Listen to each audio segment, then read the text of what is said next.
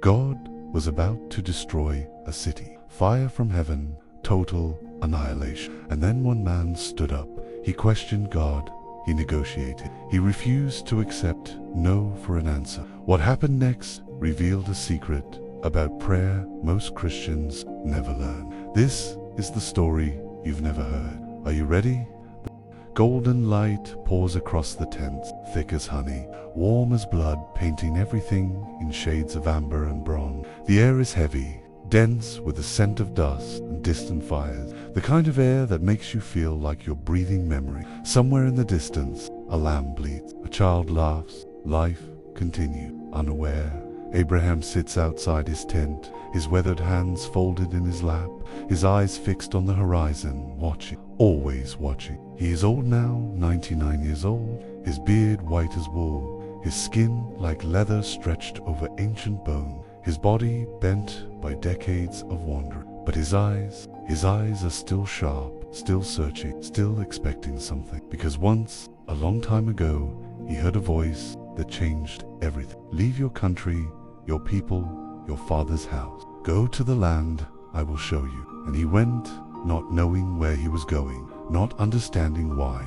just trusting that the voice was real and worth following. That was decades ago. Since then, he has seen miracles. He has built altars. He has walked with God in ways most people only dream about. But lately, something feels different. His heart is restless, like a bird sensing a coming storm. Sarah feels it too. Earlier that morning, she had looked at him across the tent, her eyes full of questions she didn't ask. What's coming? Why do you look so troubled? What has God shown you now? But Abraham couldn't answer because he didn't know yet. He just knew something was about to happen.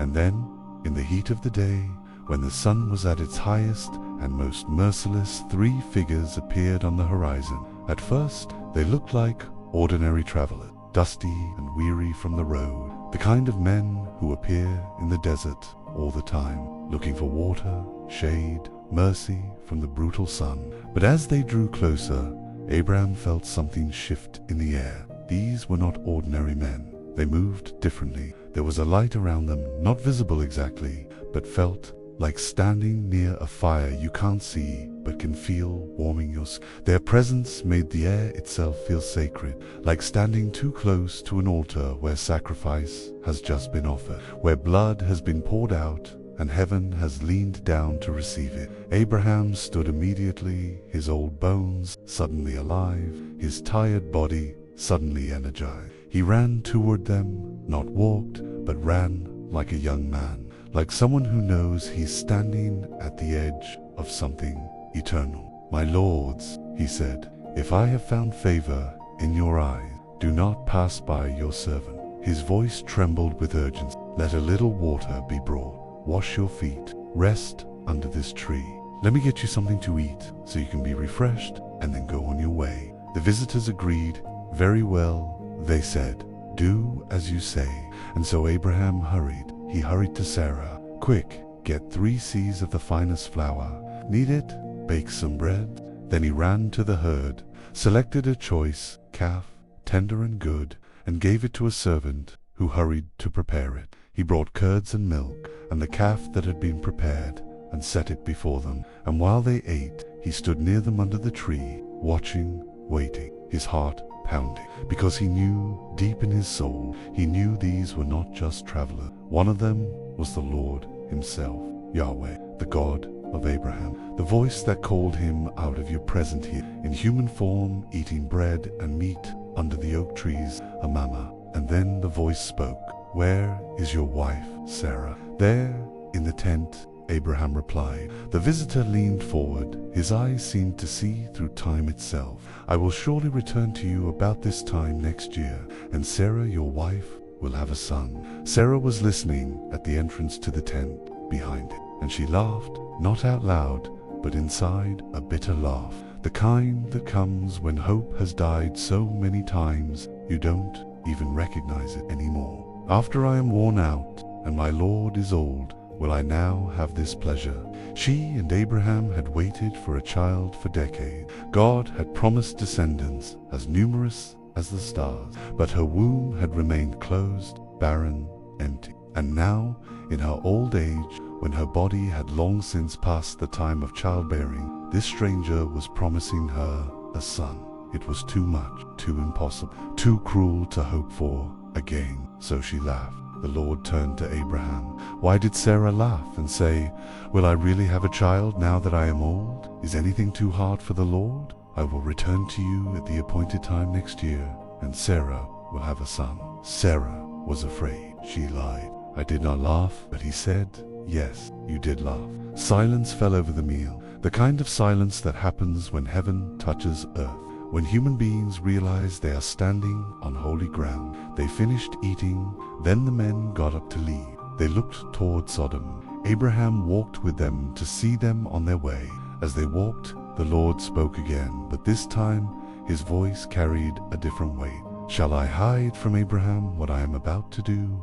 The question wasn't really for Abraham. It was as though the Lord was thinking aloud, revealing his own heart. Abraham will surely become a great and powerful nation, and all nations on earth will be blessed through him. For I have chosen him so that he will direct his children and his household after him, to keep the way of the Lord by doing what is right and just, so that the Lord will bring about for Abraham what he has promised him. Then the Lord said, "The outcry against Sodom and Gomorrah is so great, and their sin so grievous, that I will go down and see if what they have done is as bad as the outcry that has reached me. If not, I will know." Abraham's blood ran cold. Sodom, Gomorrah, the cities of the plain, where his nephew Lot lived with his wife and daughter. Cities swallowed by wicked. Yes, everyone knew the stories, the violence, the perversion, the pride, the oppression of the poor and the stranger. It was a place where evil had become so normalized that righteousness was seen as madness, but it was still full of people. Children who didn't choose their parents, servants who didn't create the culture they were born into, innocents trapped in a web of sin not entirely their own, Lot's daughters, just girls, growing up in a city that would corrupt them, twist them, destroy their understanding of goodness and beauty and love. And now judgment was coming. Not just discipline, not just correction, total annihilation. Fire from heaven, burning sulfur raining down like hail, the complete and utter destruction of everything and everyone. The ground itself would be cursed. The land would become a wasteland, a monument to the consequences of unrepentant sin. Abraham's chest tightened. His breath grew shallow. His hands began to tremble. He felt the weight of impending doom, like a massive stone pressing down on his ribs, crushing the air from his lung. What do you do when you know destruction is inevitable?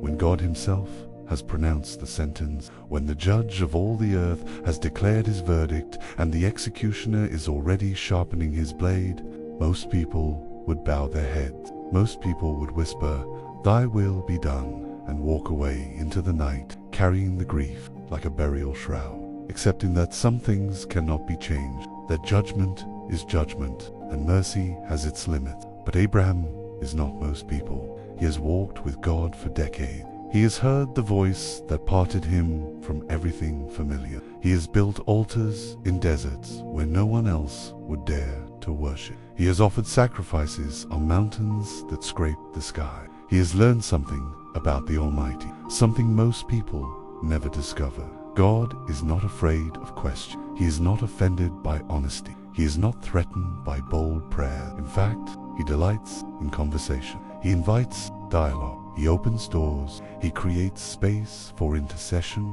And so, as the visitors begin to leave, as their forms start to fade into the gathering dusk, as the shadows lengthen and the first stars begin to appear, Abraham does something audacious, something that will echo through every prayer room, every cathedral, every quiet moment of desperation for the next 4,000, something that will teach humanity how to pray, how to intercede, how to stand between mercy and judgment. He doesn't turn away.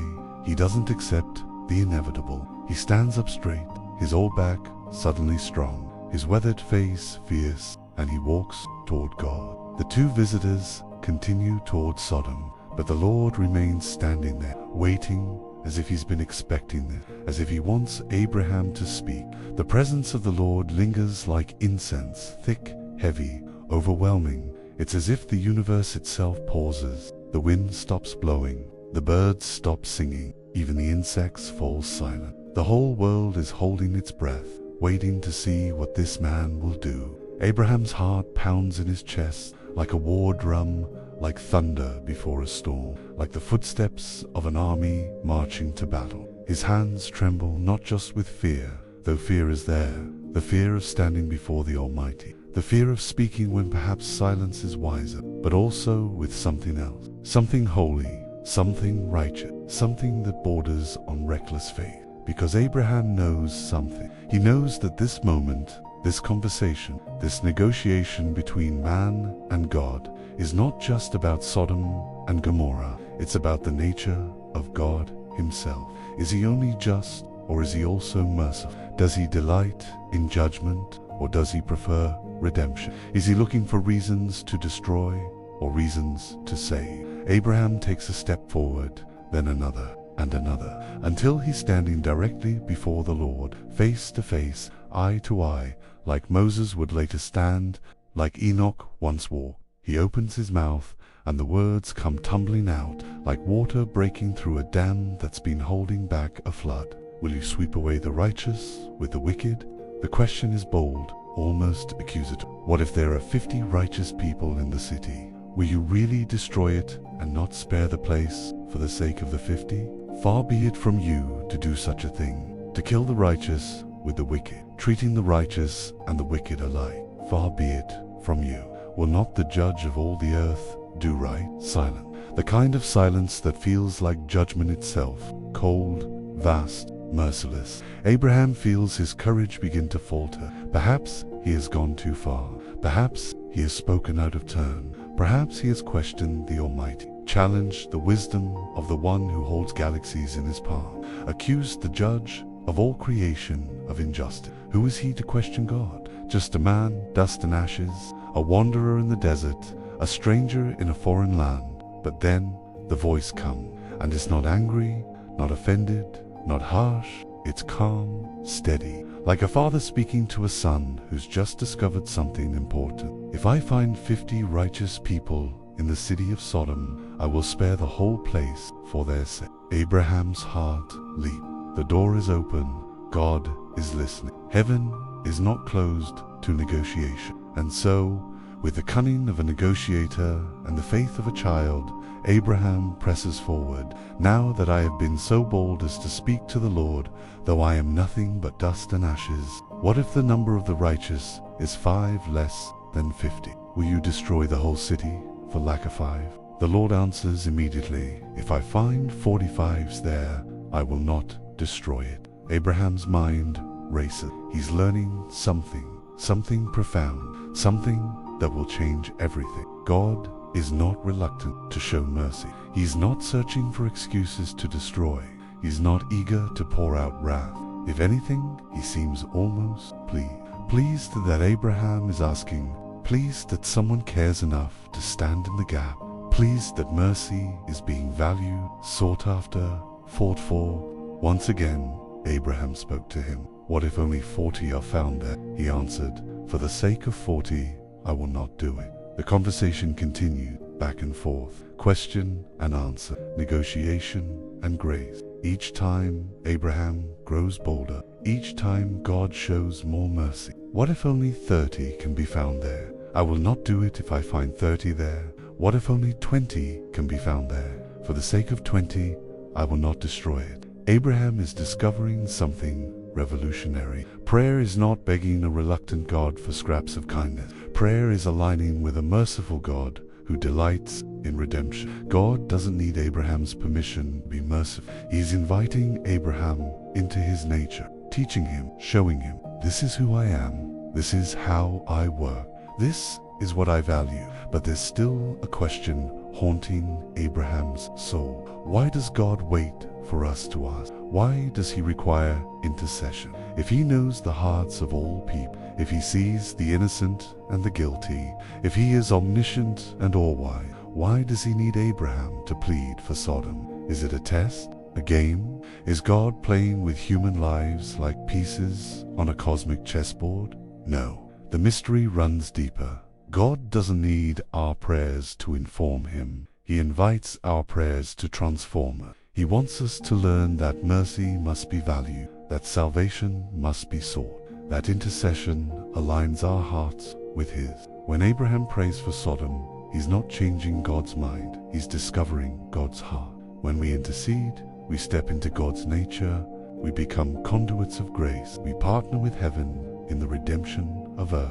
The Hebrew word for intercession is paga. It means to meet, to encounter, to stand between, to reach. Abraham is standing between the wrath of God and the wickedness of man. And in that space, in that gap, something sacred is being forged. A new kind of prayer, a new kind of faith, a new understanding of how heaven and earth interact.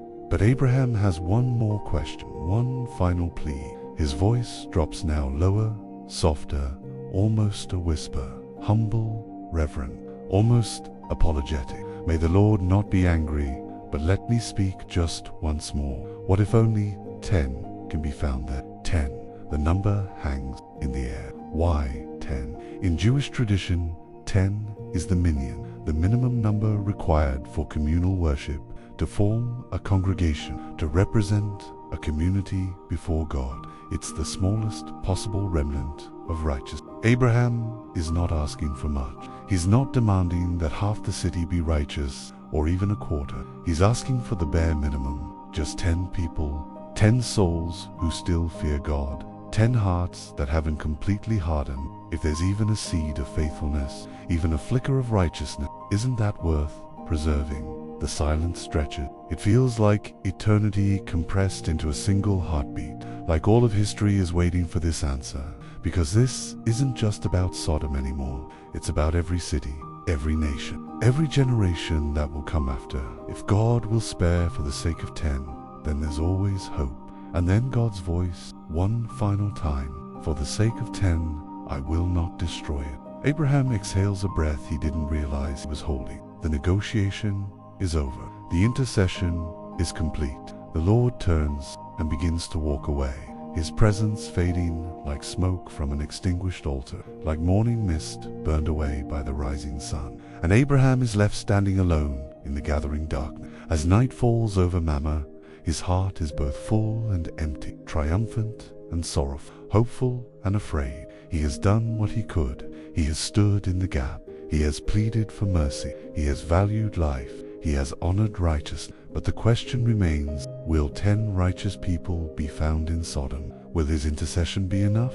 Will mercy win, or will judgment fall? He doesn't know yet. All he can do is wait and trust, and hope that somewhere in that wicked city there are 10 souls still seeking God, 10 hearts still capable of repentance, 10 people still worth saving. The next morning comes too soon. Abraham wakes before dawn, unable to sleep, his heart heavy with anticipation and dread. He walks to the place where he stood before the Lord, the place where he negotiated for Sodom's life. He looks toward the cities of the plain, and he sees it. Smoke. Not the gentle smoke of morning cooking fires, not the pleasant haze of incense and sacrifice, but thick, black, choking smoke rising up from the land like smoke from a furnace. His heart sinks. Judgment has come, not from the sun, but from heaven itself. During the night, while Abraham slept, while the world was quiet and dark, fire fell, burning sulfur, raining down like hail, white-hot, consuming, merciless. The city screamed, stone melted like wax, flesh turned to ash, buildings collapsed into themselves, streets became rivers of fire, the earth itself groaned under the weight of divine wrath. Everything Abraham feared has come to pass. Sodom is gone, Gomorrah is destroyed, the cities of the plain are no more. But there's something Abraham doesn't know yet. Not everyone perished, because in the chaos of that terrible night, 2 angels entered Sodom. They went to Lot's house and found him sitting in the gateway of the city. When Lot saw them, he got up to meet them and bowed down with his face to the ground. "My lords," he said, "please turn aside to your servant's house. You can wash your feet, spend the night, and then go on your way early in the morning." "No," They answered, "We will spend the night in the square." But he insisted so strongly that they went with him and entered his house. He prepared a meal for them, baking bread without yeast, and they ate. But before they went to bed, all the men from every part of the city of Sodom, both young and old, surrounded the house. They called to Lot, "Where are the men who came to you tonight? Bring them out to us so we can have sex with them." Lot went outside to meet them, shutting the door behind him. "No, my friends," he pleaded, "don't do this wicked thing. Look, I have 2 daughters who have never slept with a man. Let me bring them out to you, and you can do what you like with them. But don't do anything to these men, for they have come under the protection of my roof." The crowd's response was immediate. "Get out of our way. This fellow came here as a foreigner, and now he wants to play the judge. We'll treat you worse than them." They kept pressing on Lot, moving forward to break down the door, but the angels inside reached out, pulled Lot back into the house, and shut the door. Then they struck the men at the door with blindness, so they couldn't find the entrance. The angels turned to Lot. "Do you have anyone else here? Sons-in-law, sons or daughters, or anyone else in the city who belongs to you? Get them out of here, because we are going to destroy this place. The outcry to the Lord against its people is so great that he has sent us to destroy it." So Lot went out and spoke to his sons-in-law, who were pledged to marry his daughter. "Hurry and get out of this place, because the Lord is about to destroy the city." But his sons-in-law thought he was joking. They laughed, dismissed him, and went back to their home, and so they died. With the coming of dawn, the angels urged Lot, "Hurry, take your wife and your 2 daughters who are here, or you will be swept away when the city is punished." But when he hesitated, the men grasped his hand and the hands of his wife and his 2 daughters, and led them safely out of the city, for the Lord was merciful to them. As soon as they had brought them out, one of the angels said, "Flee for your lives. Don't look back and don't stop anywhere in the plain. Flee to the mountains, or you will be swept away." Lot ran, his wife beside him, his daughters behind him, and then the sky opened. The Lord rained down burning sulfur on Sodom and Gomorrah from the Lord out of the heaven. Thus he overthrew those cities and the entire plain, destroying all those living in the cities and also the vegetation in the land. But Lot's wife behind him looked back.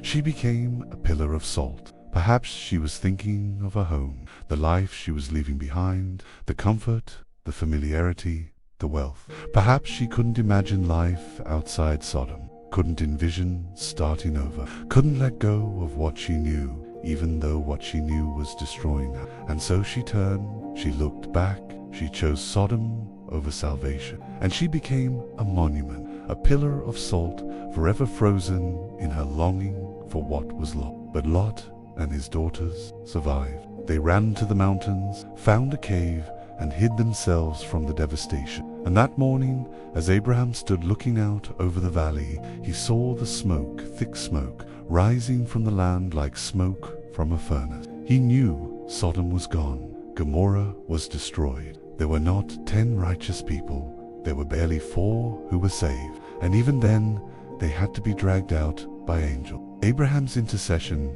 didn't save the city, but it saved Lot. Genesis 19:29 says, "So when God destroyed the cities of the plain, he remembered Abraham, and he brought Lot out of the catastrophe that overthrew the cities where Lot had lived." Do you see what happened? Abraham's prayer didn't change the fact that Sodom deserved judgment. It didn't make the wickedness any less wicked. It didn't pretend that sin wasn't serious, but it moved the heart of God to remember, to look for a way to show mercy, to save whoever could be saved, not because they were righteous. The Bible doesn't pretend Lot was a saint. He hesitated when the angels told him to flee. He had to be physically dragged out. His wife looked back. His daughters later committed incest with him. This was not a righteous family, but they were saved anyway. Why? Because Abraham prayed. Abraham stood in the gap. Abraham refused to accept destruction as the only option. Abraham valued mercy more than revenge, and God honored that. This is not a story about earning salvation through goodness. This is a story about the power of intercession, about the authority given to those who dare to stand. between judgment and mercy, about the discovery that God is not eager to destroy, He is eager to save.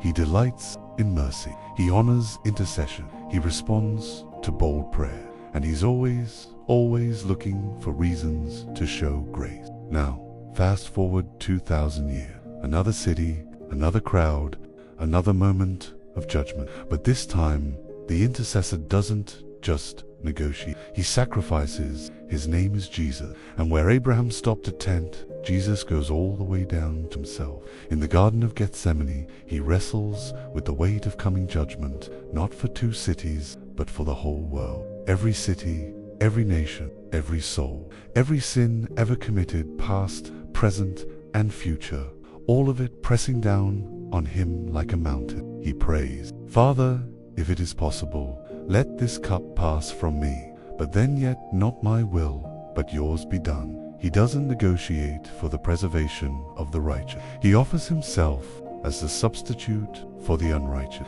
He becomes the bridge between judgment and grace, the ladder between heaven and earth, the door that was shut, now thrown open.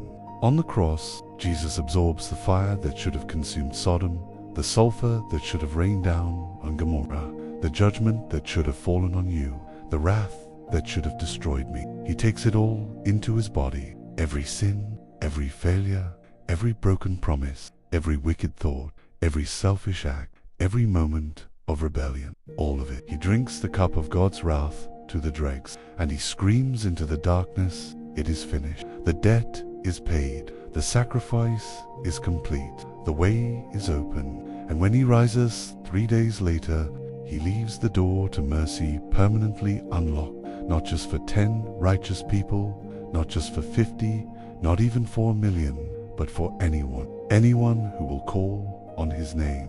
Hebrews 7:25 says, He is able to save completely those who come to God through Him, because He always lives to intercede for them. Jesus is still standing in the gap, right now, this very moment, at the right hand of the Father, still pleading on your behalf, still saying, "Father, remember my sacrifice, remember my blood, remember my death, spare them for my sake." And God says yes every single time. Not because we deserve it, not because we've earned it, not because we're righteous, but because the righteous one has been found, and His name is Jesus. So where does that leave you right now, in this moment, as you listen to these words, as these truths settle into your soul? What is God asking you to do? Because this story is not just about Abraham. It's not just about ancient cities and divine judgment. It's not just theological history. It's about you. It's about the people in your life, the ones walking toward disaster, the ones making choices that'll destroy them, the ones trapped in sin they can't escape. Maybe it's a family member, a parent, a sibling, a child, someone spiraling into addiction, drowning in alcohol, enslaved to drugs, chained to pornography. You've watched them slip further and further away. You've seen the light fade from their eyes. You've felt helpless as they've made one bad decision after another. Maybe it's a friend, someone drowning in depression, convinced that no one cares, believing the lies that whisper, "You're worthless, you're unlovable, the world would be better off without you." Maybe it's a marriage, your own or someone else's, falling apart, destroyed by betrayal, poisoned by bitterness, dying slowly from neglect and resentment. Maybe it's a child drifting away from faith, pulled by the currents of a culture that celebrates everything God calls sin, convinced that Christianity is outdated, that the Bible is irrelevant, that Jesus is just one option among many. Maybe it's a city, a nation, a generation so far gone that judgment seems inevitable, so wicked that mercy feels impossible, so hardened that redemption looks like a fantasy. You feel it, don't you? That weight in your chest, that burden you can't shake, that heaviness that wakes you up at night. You see the fire coming, you sense the judgment approaching, and you feel powerless to stop it. What can one person do? What difference can your prayers possibly make? You're not Abraham, you're not some great patriarch, you're not a prophet or a priest or a saint, you're just you, ordinary, flawed, struggling with your own sin, barely keeping your own life together, Who are you to approach God with such audacity? Who are you to stand in the gap? Who are you to think your prayers could change anything? But here's what God is whispering to you through this ancient story. You're my child. You're someone I love. Someone Jesus died for. Someone I've called. Someone I've chosen. Someone I've equipped for this very moment. And if Abraham, who lived before the cross, before the resurrection, before Pentecost, before the Holy Spirit was poured out on all flesh, if Abraham could reason with God, could negotiate with the Almighty, could stand between judgment and mercy, how much more can you?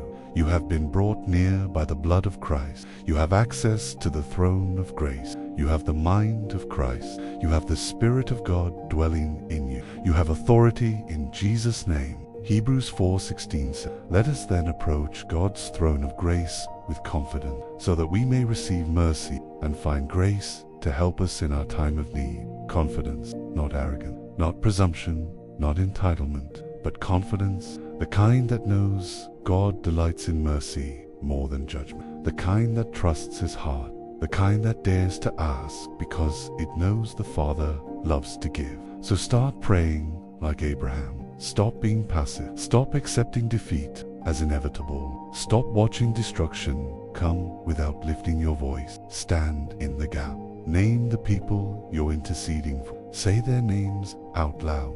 Bring them before the throne. Remind God of his promises. Plead for mercy on their behalf.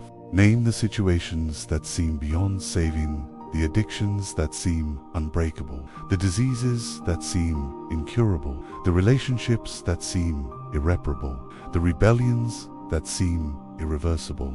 Name them, bring them to God, and refuse to let go until you get an answer. Name the cities, the neighborhoods, the school, the government, the institutions that have turned away from God, that have embraced wickedness, that are headed toward judgment, and ask God to spare them, not because they deserve it, but because you are merciful. Ask him to find even the smallest remnant of righteousness and honor it. Ask him to remember his mercy, his compassion, his desire that none should perish, but that all should come to repentance. And then watch what happens, because God is still looking for intercessors. He's still holding the door open. He's still creating space for dialogue. He's still waiting for someone to stand in the gap. Maybe that someone is you. Maybe this is not just a story you're hearing, but a calling you're receiving. It's the moment you stop being a passive believer and become an active participant in the redemption of the world. Maybe this is the day you discover that your prayers are not just religious rituals, but powerful weapons in the spiritual realm,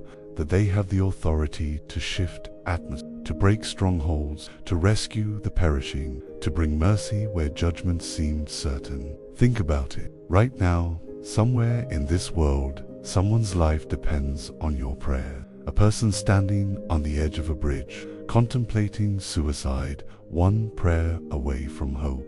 A teenager in a bedroom, about to take pills, about to make a choice they can't undo, one intercession away from intervention. A marriage in a lawyer's office, signing divorce papers, about to destroy what God joined together, one prayer away from reconciliation. A child in a classroom being taught lies about identity, about purpose, about truth, one prayer away from revelation. Somewhere, right now, a family is on the brink of collapse, and God is waiting for someone to cry out on their behalf, someone to stand in the gap, someone to value mercy enough to fight for. Somewhere, a soul is lost in darkness, and the only light they'll see is the one that breaks through because you prayed. Don't let this be just another story you heard. Don't let it be one more sermon that inspired you for a moment and then faded into the background noise of your busy life. Let this be the moment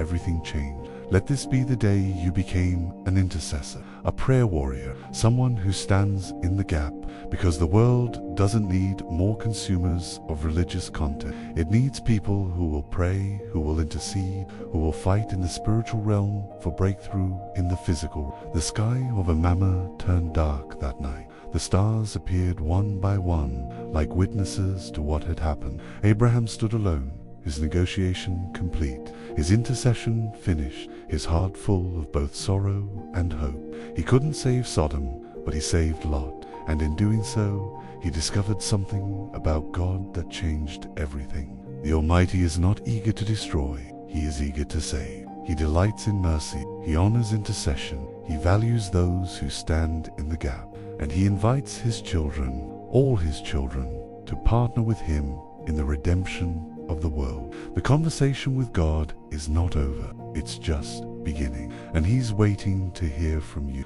Will you be silent, or will you speak? Will you accept destruction as inevitable, or will you stand in the gap?